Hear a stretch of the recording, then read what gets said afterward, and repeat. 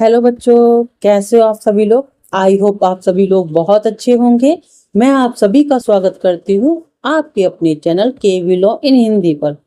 आज के डिजिटल युग में अपराध भी स्मार्ट हो चुके हैं। मोबाइल, सोशल मीडिया, ईमेल और सीसीटीवी अब ये सिर्फ सुविधा नहीं है, बल्कि अदालत में एक साक्ष्य भी है।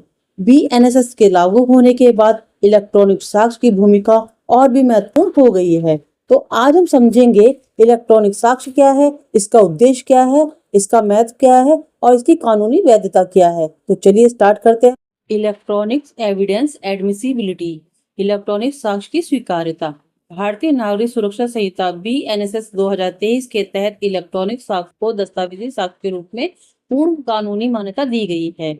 इसमें audio video recording, smartphone, laptop और ईमेल शामिल है। तलाशी, जब्ती की वीडियोग्राफी और धारा 105 और डिजिटल प्रमाण पत्र अनिवार्य हैं, जो साक्ष्य की अखंडता सुनिश्चित करते हैं। इलेक्ट्रॉनिक साक्ष्य दस्तावेजी साक्ष्य के रूप में बीएनएसएस में इलेक्ट्रॉनिक साक्ष्य को बीएनएसएस में कानूनी मान्यता दी गई है। जिस तरीके से हम डॉक्यूमेंट्स जो होते हैं, पेपर होते हैं, उनको हम मान्यता मानते हैं, उनको प्राइमरी एविडेंस मानते हैं, इसी तरीके से जो इलेक्ट्रॉनिक साक्ष्य है वो बीएनएसएस के तहत इंपॉर्टेंट माने गए हैं, उनको भी मान्यता दे दी गई है। इसका मतलब ये है कि अब अगर कोई व्यक्ति वीडियोग्राफी बनाकर या डिजिटल रिकॉर्डिंग करके कोई भी साक्ष्य पेश करता है, उसका साक्ष्य के रूप में कोर्ट में पेश करता है, तो उसको भी दस्तावेजी साक्ष्य के रूप में मान्यता दी जाएगी। उसकी इम्पोर्टेंट उतनी ही होगी जितनी की एक पेपर की होती है, जो डॉक्यूमेंट्स कोर्ट में पेश किए जाते हैं। ठीक है। अब देखते हैं कि इलेक्ट्रॉनिक साक्ष्य होता क्या है। तो इलेक्ट्रॉनिक साक्ष्य वह साक्ष्य होता है जो किसी इलेक्ट्रॉनिक डिवाइस या डिजिटल माध्यम से संग्रहित यानी रिकॉर्ड किया जाता है या उसमें स्टोर किया जाता है। जैसे कि आपका सीसीटीवी है, ठीक, रोड पर आप जा रहे हैं, अब कोई अगर अपराध हुआ है जाते वक्त, उस जगह पे अगर एक सीसीटीवी कैमरा है, उसमें वो रिकॉर्ड हो गया है, तो वो भी एक एविडेंस माना जाएगा, दस्तावेजी साक्ष्य के तौर पे। ठीक है।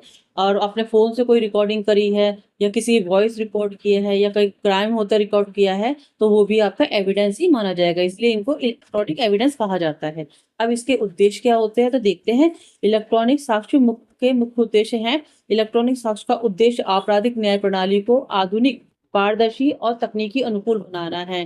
क्योंकि पहले जो होते थे वो डॉक्यूमेंट्स के बेस पर ही जो भी होते थे साक्ष्य वही पेश किए जाते थे, परंतु अब सब कुछ डिजिटल हो चुका है, तो इसलिए साक्ष्य भी डिजिटल ही पेश किए जाएंगे। ठीक है। तो इसकी स्वीकार्यता के नियम भारतीय साक्ष्य अधिनियम बीएसए के अनुसार निर्धारित होते हैं। ठीक है। बीएसए में इसके मान्यता दी गई है कि ये कब पेश किए जाएंगे, इसको कब एक्सेप्ट किया जाएगा कोर्ट के द्वारा। तो अब देखते हैं आधुनिकीकरण और डिजिटलीकरण। आपराधिक कार्यवाही के पारंपरिक कागजी प्रक्रियाओं से हटकर डिजिटल प्रथम दृष्टिकोण की ओर बढ़ता है। यानी जो पहले होते थे आपके डॉक्यूमेंट्स, अब उनकी जगह पे आप डिजिटल जो डॉक्यूमेंट्स होते हैं वो भी कोर्ट में एक प्रमाण पत्र के साथ में पेश कर सकते हैं। उसके साथ में जो भी आप डिजिटल डॉक्यूमेंट्स कोर्ट में पेश करेंगे, उसके साथ में एक सर्टिफिकेट होगा, ठीक है, जो ये प्रमाणित करेगा कि वो कोई भी फेक एविडेंस नहीं है, फेक इलेक्ट्रॉनिक एविडेंस नहीं है। अब देखते हैं पारदर्शिता और सटीकता। ये अनिवार्य करना है कि तलाशी, जब्ती प्रक्रियाओं और छेड़छाड़ को रोकने और साक्ष्य की अखंडता सुनिश्चित करने के लिए ऑडियो और वीडियो इलेक्ट्रॉनिक माध्यम जैसे मोबाइल फोन के माध्यम से रिकॉर्ड किया जाए। ठीक है। जब कोई जब्ती होती है या कोर्ट जो पुलिस वाले होते हैं वो छानबीन करने जाते हैं सर्च वारंट लेकर, ठीक है, तो उस टाइम पर भी पुलिस के द्वारा ही वीडियो बनाई जाती है और उन्हें रिकॉर्ड किया जाता है। बीएनएसएस के अंतर्गत जब भी कोई पुलिस सर्च वारंट लेकर किसी भी आरोपी के घर में तलाशी करने जाएगी, तो उसको उस जो जब्ती होगी या उसकी तलाशी होगी, उसकी एक वीडियो रिकॉर्डिंग करनी होगी। ठीक है। उसको एक सर्टिफिकेट के साथ में कोर्ट में पेश करना होगा। अब देखते हैं त्वरित न्याय। डिजिटल साक्ष्य और आभासी सुनवाई यानी वर्चुअल हियरिंग के उपयोग में ट्रायल यानी विचारण और साक्ष्य प्रस्तुत करने में लगने वाले समय को कम करेगा। ठीक है। कई बार ऐसा होता है कि कोर्ट में टाइम से पहुंच नहीं पाते, तो साक्ष्य प्रस्तुत नहीं हो पाते, तो उससे क्या होता है, जो डिजिटल रिकॉर्ड होते हैं, जो डिजिटल साक्ष्य होते हैं, वो सर्टिफिकेट के साथ में कोर्ट में पेश किए जा सकते हैं।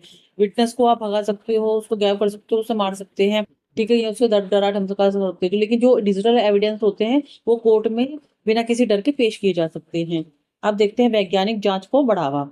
तो फॉरेंसिक साक्ष्य की भूमिका को भी बढ़ावा दिया गया है बीएनएसएस के अंतर्गत, जिससे कि जटिल मामलों में सटीक साक्ष्य मिल सके। फोरेंसिक रिपोर्ट्स होती हैं, जो फोरेंसिक साक्ष्य होते हैं, उससे जो न्यायाधीश होता है उसे निर्णय तक पहुंचने में बहुत सहायता मिलती है। देखते हैं न्यायालय की कार्रवाई में सुलभता। गवाहों के परीक्षण और सुनवाई को इलेक्ट्रॉनिक माध्यम से करना, इससे दूरस्थ क्षेत्रों के वादियों के लिए भी ये सुलभ हो सकता है। अब कोई गवाह दूर रह रहा है, ठीक है, उससे क्या हो रहा है कि अब गवाह टाइम से नहीं पहुंच पा रहा है या उसे आने में कोई दिक्कत हो रही है, तो उससे वीडियो रिकॉर्डिंग भी होती है, वीडियो कॉलिंग जो होती है, उससे क्या होता है वो कोर्ट में पेश नहीं भी हो पा रहा है, तब भी उसकी गवाही कोर्ट में हो जाती है। ये इलेक्ट्रॉनिक साक्ष्य का ही इंपॉर्टेंस है। अब देखते हैं important of electronic evidence. Electronic साक्ष्य का महत्व क्या होता है? तो भारतीय नागरिक सुरक्षा संहिता BNSS 2023 के अंतर्गत इलेक्ट्रॉनिक साक्ष्य का महत्व आपराधिक न्याय प्रणाली को आधुनिक, पारदर्शी और त्वरित बनाने में निहित है। इससे क्या होता है कि जो एक तो सब कुछ आधुनिक हो चुका है, ठीक है, उसके साथ साथ में क्या होता है, आधुनिकता के साथ साथ में जो न्याय है वो न्याय प्रक्रिया भी तेजी से शीघ्र कार्य करती है। कानूनी मान्यता और प्राथमिक साक्ष्य BNSS और BSC के अंतर्गत अब डिजिटल रिकॉर्ड को दस्तावेज की परिभाषा में शामिल किया गया है। कुछ परिस्थितियों में इसे प्राथमिक साक्ष्य यानी प्राइमरी एविडेंस भी माना जाता है।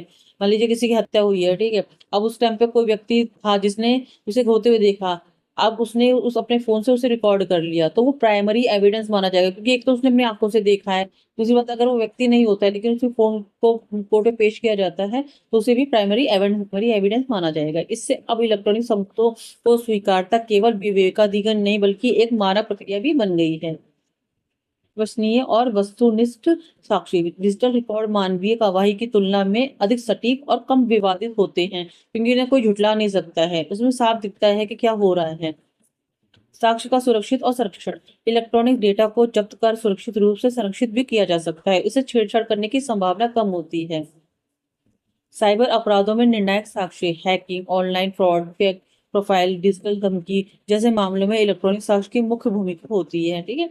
अब देखते हैं इसके निष्कर्ष। तो इलेक्ट्रॉनिक साक्ष्य प्राय आपराधिक न्याय प्रणाली का एक महत्वपूर्ण और एक अनिवार्य अंग बन चुका है। डिजिटल रिकॉर्ड में अधिकांश अपराध तकनीकी रूप से जुड़े होते हैं, इसीलिए इलेक्ट्रॉनिक रिकॉर्ड सत्य तक पहुंचने में प्रभावी माध्यम होते हैं। इलेक्ट्रॉनिक साक्ष्य की स्वीकार्यता एवं प्रमाणिकता के नियम भारतीय साक्ष्य अधिनियम यानी BSA द्वारा निर्धारित किए गए हैं, जहां प्रमाण पत्र यानी सर्टिफिकेट और विधि सम्मत प्रक्रिया का पालन किया जाता है। जो भी डॉक्यूमेंट्स जमा होंगे, इलेक्ट्रॉनिक डॉक्यूमेंट जमा होंगे वो BSA की प्रक्रिया के द्वारा ही होंगे। इलेक्ट्रॉनिक साक्ष्य न्याय की निष्पक्षता, विश्वसनीयता और तीव्रता का आधार बन चुके हैं, क्योंकि अब पहले की तरीके से आपको ना तो न्याय के लिए देरी करनी पड़ेगी, ना उनका वेट करना पड़ेगा, आपके पास में तुरंत। आज आपने देखा होगा सोशल मीडिया पे, अब जो न्यूज़ों में नहीं आ पाती है, जो न्यूज़ में नहीं दिखा सकते हैं, वो लोग छोटी छोटी क्लिपिंग में रील्स बना के या कैसे सोशल मीडिया पे वीडियोस बना के पोस्ट कर देते हैं। उससे क्या होता है, लोगों तक सही जानकारी पहुंच जाती है। कई बार जो एविडेंस गायब भी हो जाते थे, गवाह गायब कर दिए जाते हैं, लेकिन जो एविडेंस होते थे जो किसी एक दूसरे के पास शेयर हो जाते हैं, वो आप रिकॉर्ड बन चुके हैं। अब देखते हैं इसकी स्वीकार्यता कब होती है। तो भारतीय नागरिक सुरक्षा संहिता के अनुसार इलेक्ट्रॉनिक साक्ष्य को धारा 63 के अंतर्गत एक अनिवार्य प्रमाण पत्र के साथ प्रस्तुत करने पर ही स्वीकार किया जाता है। अगर आपने प्रमाण पत्र नहीं लिया है उस इलेक्ट्रॉनिक एविडेंस का, तो उसे स्वीकार कोर्ट में नहीं किया जाएगा। इसके लिए डिजिटल रिकॉर्ड जैसे ईमेल, व्हाट्सएप, CCTV फुटेज और पेन ड्राइव के साथ एक प्रमाणित प्रमाण पत्र होता है, जिसे BSA सेक्शन 63 और 65B सर्टिफिकेट के साथ में जमा करना होता है, जो कि इसकी सही और बिना छेड़छाड़ होने का पुष्टि करती है। अब इसके देखते हैं इसकी स्वीकृति की प्रक्रिया क्या क्या होती है। तो BNS के अंतर्गत इलेक्ट्रॉनिक साक्ष्य की स्वीकृति की प्रक्रिया। अनिवार्य प्रमाण पत्र सेक्शन 63 और 65B BSA बिना डिजिटल साक्ष्य, ईमेल, चैट, CCTV के साथ में 63 और 65B का प्रमाण पत्र संलग्न किए जाने पर ही इसे स्वीकार किया जाएगा, नहीं तो इसे अमान्य मान कर दिया जाएगा। प्रमाण पत्र के मुख्य घटक कौन कौन से होते हैं? तो ये प्रमाणित होना चाहिए कि रिकॉर्ड जैसे कंप्यूटर डिवाइस से लिया गया है वे समान रूप से काम कर रहा था, डेटा मूल डिवाइस से ही प्राप्त किया गया है, इसे बदला नहीं गया है, यानी किसी के साथ में एक फोन से दूसरे फोन से तीसरे फोन तक नहीं गया है, जिस चीज में रिकॉर्ड किया गया था उसी से इसे सीधे लिया गया है। अब देखते हैं तकनीकी साक्ष्य। तो CCTV call recording, WhatsApp message या पेन ड्राइव को अब प्राथमिक या माध्यमिक साक्ष्य के रूप में माना जाता है, बशर्ते ये सही प्रमाणित हो। उसके साथ में जो सर्टिफिकेट होता है उसकी प्रमाणिकता को सिद्ध करता है। ई साक्ष्य पोर्टल, BNSS साक्ष्य पोर्टल, BNSS डिजिटल साक्ष्य के तत्काल संरक्षण और उसके डिजिटल रूप में साझा करने के लिए ई साक्ष्य का उपयोग अनिवार्य कर दिया गया है। Video conferencing section 530। गवाहों के बयान और उसके परीक्षण अब वीडियो कॉन्फ्रेंस के माध्यम से भी रिकॉर्ड किए जा सकते हैं। पहले नहीं किए जा सकते, जब पहले फिजिकली ही जो गवाह होते थे, विटनेस होते थे, उन्हें कोर्ट में पेश होना होता था। जांच और जब्ती। धारा 105 के अंतर्गत इलेक्ट्रॉनिक सबूत की तलाशी और जब्ती की प्रक्रिया को भी ऑडियो और वीडियो इलेक्ट्रॉनिक के माध्यम से, जैसे मोबाइल से रिकॉर्ड करना होगा। ये पुलिस वालों के लिए स्पेशल बनाए गए हैं। यदि आवश्यक प्रमाण पत्र यानी सर्टिफिकेट के बिना साक्ष्य प्रस्तुत किया जाता है तो न्यायालय मुकदमे की समाप्ति से पहले किसी भी चरण में इसे प्रस्तुत करने का आदेश दे सकती है। अब देखते से जुड़े हुए केस लॉ। तो अर्जुन पंडित राव होटकर बनाम कैलाश किशन राव बोत्याल 2020 सुप्रीम कोर्ट ने 3 न्यायाधीशों की पीठ में स्पष्ट किया था, धारा 65 बी और सब क्लॉज 4 के अंतर्गत प्रमाण पत्र प्रस्तुत करना अनिवार्य है यदि मूल डिवाइस जैसे कंप्यूटर फोन पेश नहीं किया गया है तो। सेकंड है अनवर पीवी बनाम पीके बशीर 2014 में इस वाद में स्थापित किया गया था कि धारा 65 बी के अनुपालन के बिना इलेक्ट्रॉनिक साक्ष्य को एक माध्यमिक साक्ष्य यानी सेकेंडरी एविडेंस के रूप में स्वीकार नहीं किया जा सकता। यानी अगर आपके पास में सर्टिफिकेट नहीं है तो उसे कोर्ट में पेश नहीं किया जाएगा, ना ही उसको स्वीकार किया जाएगा। तो आई होप आपको आज की वीडियो समझ में आई होगी, इलेक्ट्रॉनिक साक्ष्य की स्वीकार्यता। अगर आपको मेरा पढ़ाया हुआ समझ में आया था तो आप मेरे चैनल को लाइक कर सकते हैं, सब्सक्राइब कर सकते हैं और अपने दोस्तों का शेयर करते हैं। मिलते हैं अगली वीडियो में, तब तक के लिए राधे राधे।